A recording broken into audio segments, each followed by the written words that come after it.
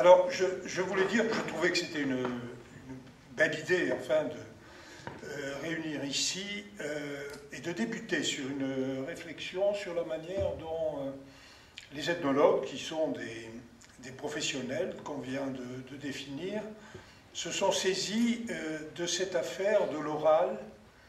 Et j'ai donné pour titre à cette petite intervention oral, oralité, orature. Orature, c'est un mot que j'avais fabriqué il y a bien longtemps, mais oralité, littérature, évidemment. Et c'est une belle idée parce que les musiciens et les danseurs détiennent, au fond, une définition évidente de l'oralité comme action transmise à travers des apprentissages tout à fait spécifiques. Et comme José le rappelait à l'instant, moi je suis plutôt un ethnologue de l'oralité de la langue, hein, du discours, du récit et du texte. Et l'oralité de la langue et du récit ne fait pas monde en soi, en tout cas de manière aussi évidente que la musique et la danse. Il ne fait pas monde sans son antagoniste, qui est l'écriture. Et pour cela, votre invitation m'a incité à revenir sur mes premières expériences de recherche, qui sont bien lointaines, mais que je porte toujours en moi et dont je me nourris toujours. Et puis en plus, j'ai eu le plaisir de retrouver des auditeurs de mon séminaire, des auditeurs anciens, enfin, de mes séminaires, quand je les faisais à Toulouse, ce qui a fini il y a 15 ans maintenant.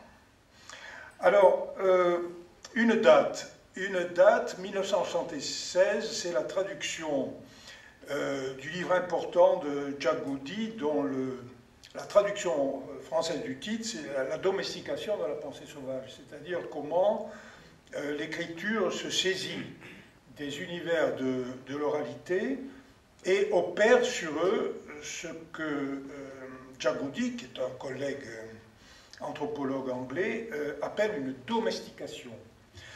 Et la traduction de ce livre comportait une préface calamiteuse d'excellents collègues qui insistaient lourdement sur cette opération justement de domestication au point de souligner que l'oral et l'écrit étaient en quelque façon incommensurables et que l'effet de se saisir de ces cultures orales dans l'écriture, mais aussi bien dans la mise en forme de graphiques, de tableaux, enfin tout le type d'écriture descriptive, fonctionnait comme une trahison, et une trahison radicale, avec une déperdition considérable du contenu.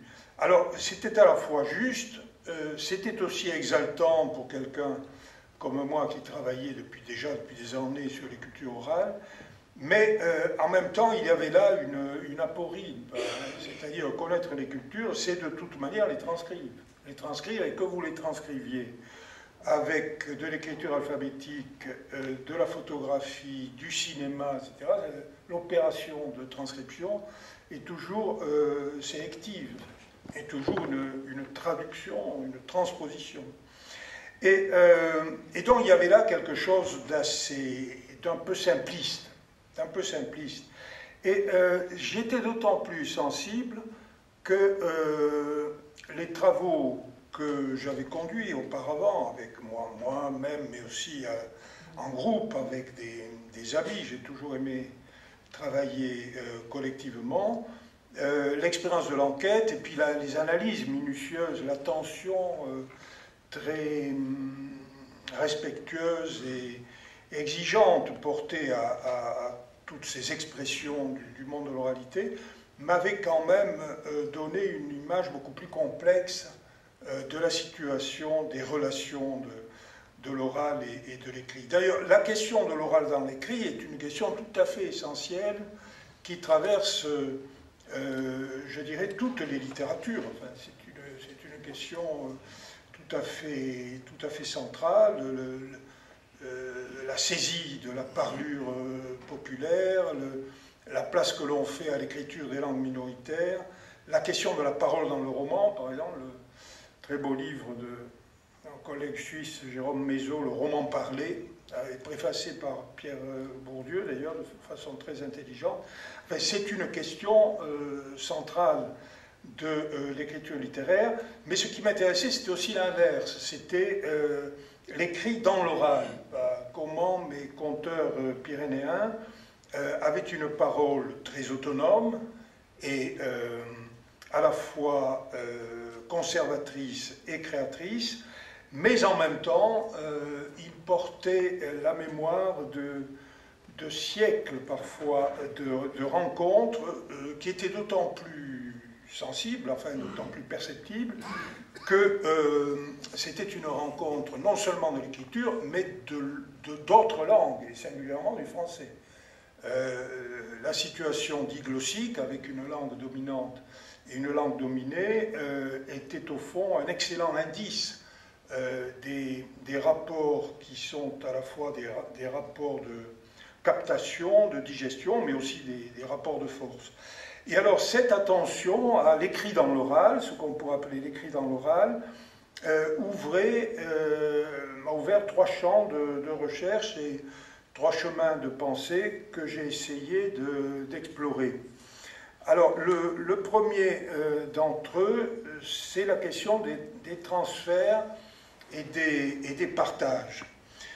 Au fond, dans ces mondes, bon là c'était des mondes ruraux, montagnards, enfin, très, très caractérisés, il y a des voies de circulation de l'altérité qui était l'altérité de l'écriture et des écrits qui sont multiples et que les collègues qui ont travaillé sur la musique et la danse ont eux-mêmes retrouvé et exploré à peu près à la même époque, c'est-à-dire à la fin des années 60 et au début des années 70 de l'autre siècle. Et ils ont retrouvé évidemment les institutions dont la force s'imposait à travers la diffusion de textes. Ils ont retrouvé l'Église, ils ont retrouvé l'école, ils ont retrouvé l'armée, et ils ont retrouvé singulièrement la question de l'État, qui me paraît une question toujours très importante, en particulier quand on travaille en Europe, qui est formée de sociétés où la question de l'État, je ne veux pas dire la constitution définitive et achevée de l'État, mais sa présence, sa pression, s'est exercée absolument à tous les niveaux de l'expression, y compris les expressions populaires les plus locales. Et il y a là un champ de recherche qui m'a beaucoup intéressé et que je retrouve aujourd'hui, mais en quelque façon inversé avec la question du patrimoine. Alors j'ai une définition très personnelle du patrimoine. Je dirais que le patrimoine commence là où l'État-nation finit. Et le patrimoine nous dit quelque chose de la fin de cette emprise. Et ça, évidemment, c'est une proposition que je lance comme ça et que je pourrais développer si nous avons le temps de parler dans la table ronde, ce qui m'oblige d'ailleurs à aller plus vite. Donc, il y a ça, hein, le transfert. Et puis, il y a les modalités du partage. Alors, quand vous vous intéressez à la question de l'écriture et de cette coupure terrible entre lettrés et illettrés, alphabétisés et analphabètes, vous vous rendez compte que si vous êtes un ethnographe sérieux, il faut absolument rompre avec le modèle que nous partageons, qui est le modèle républicain de l'égalité cognitive. C'est-à-dire que pour nous, quelqu'un qui ne sait pas lire ou qui ne sait pas écrire, et pourquoi pas qui ne sait pas... qui ne sait pas lire, qui ne sait pas écrire, ça suffit, c'est quelqu'un qui est handicapé. C'est-à-dire qu'il vit une existence qui est amoindrie sur le plan de son être. Et de fait, ça se vérifie dans la vie quotidienne. C'est-à-dire que si vous ne savez ni lire ni écrire, vous êtes effectivement très diminué hein, dans la vie sociale.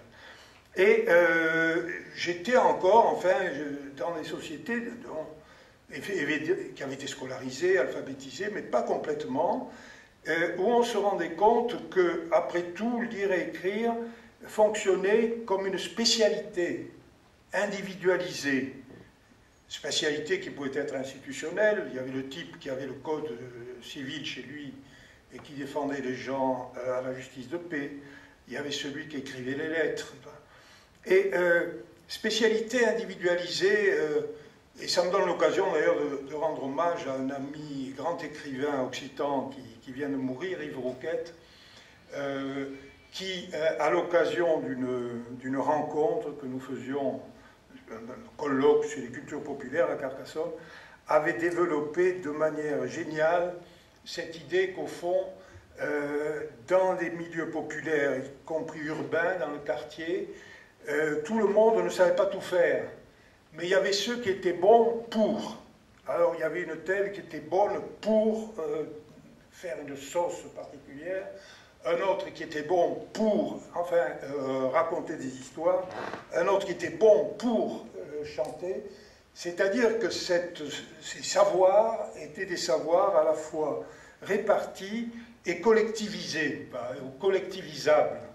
Et c'était le cas, effectivement, du savoir lire et écrire, qui fonctionnait, au fond, comme mon copain Patrick Williams l'a étudié chez les Roms, enfin, chez les Manouches d'aujourd'hui, hein, où, effectivement, de façon tout à fait remarquable, ce qu'on qualifiera d'ignorance est en fait largement compensé par la mise à disposition des autres du savoir que tel ou tel, savoir lire et écrire, déchiffrer les papiers, décoder les exigences de l'administration, etc., que quelqu'un possède toujours et qu'il met à la disposition des autres. Deuxième, bon, ça c'est la première voie, transfert et partage.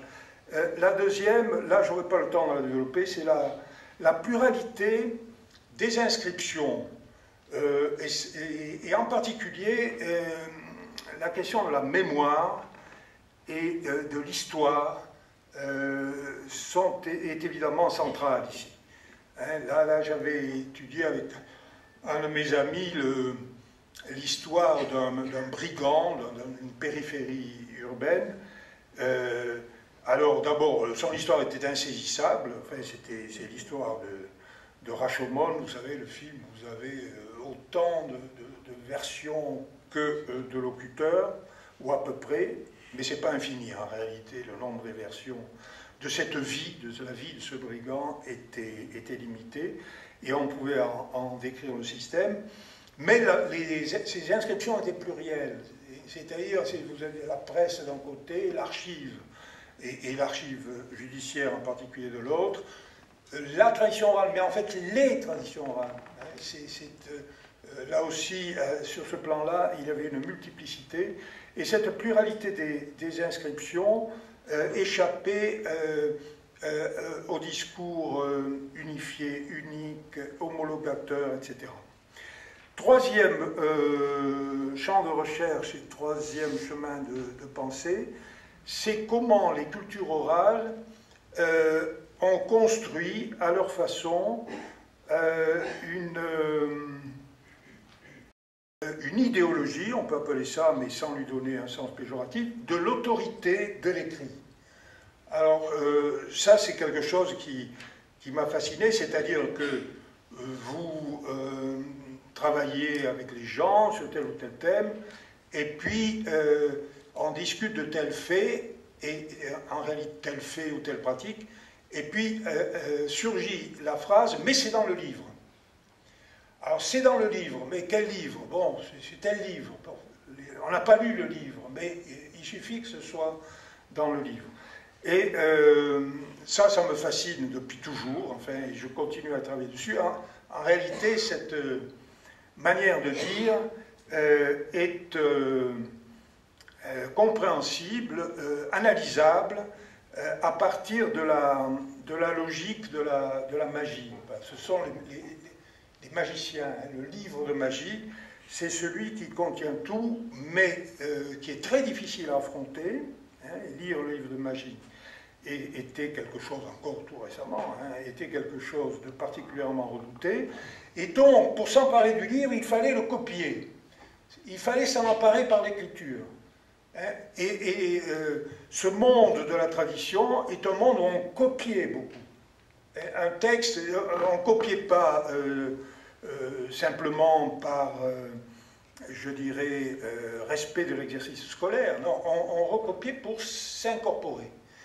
Et alors c'est très intéressant quand on passe à notre monde, on passe notre temps à copier, avec des moyens qui sont des moyens électroniques. Là, c'était de la copie physique, hein, de la copie à la main. Et c'était au fond la magie de l'écriture, copier, c'était la façon dominante de s'en emparer et de maîtriser à ce moment-là la force de l'écrit. Et ça me mène directement vers ma conclusion. Ces cultures de l'oralité, me semble-t-il, la notion centrale, c'est la notion d'incorporation. C'est la notion d'incorporation. Et alors, je me suis amusé à mettre 3 mots latins pour définir ça, parce que l'incorporation, c'est compliqué. Enfin, ça agit à plusieurs niveaux. Alors, j'ai mis corpus, habitus, motus. Motus, le mouvement. Hein. Ça ne veut pas dire fermer votre gueule. Enfin, c'est d'abord ne bougez pas, puis en fait, c'est le mouvement. Et là, il faudrait développer là, ces trois notions. Je trouve qu'il y a des pages très belles dans le dernier livre que Bourdieu a revu, hein, quasiment sur son lit d'hôpital, Le bal des célibataires, sur son Béarn natal, la description de la scène du bal, hein, au moment où on introduit les danses nouvelles, hein, le rock, le twist, enfin, toutes ces choses, et où les garçons célibataires, qui sont les héritiers dans le pays, qui sont propriétaires de leur ferme, ils sont sur le bord, ils regardent les jeunes, et surtout les filles, hein, qui commencent à partir, qui vont aux cours complémentaires, aux écoles ménagères, etc., et qui se tirent de la terre, et eux, ils sont là, solitaires, et ils sont véritablement les derniers. Ce qui intéresse l'ethnologie. Alors ça, c'est tout aussi une réflexion que je voulais faire. L'ethnologie est née comme la science le savoir des derniers, c'est-à-dire le savoir des exclus de l'histoire. Mais, et ça, c'est quelque chose qui l'a longuement marqué, hein, et qui continue à la marquer aujourd'hui. Ce qui fait qu'elle n'a pas besoin, excusez-moi d'improviser ça, mais elle n'a pas besoin de se justifier aujourd'hui, parce que la question de la fin et des derniers, c'est une question universelle et mondiale. Hein, la thématique écologique, par exemple, la disparition des langues, la disparition des pandas, etc. On est là-dedans. Alors que les ethnologues étaient les seuls à être là-dedans. Hein, pendant, et quelques naturalistes, mais pendant des dizaines d'années.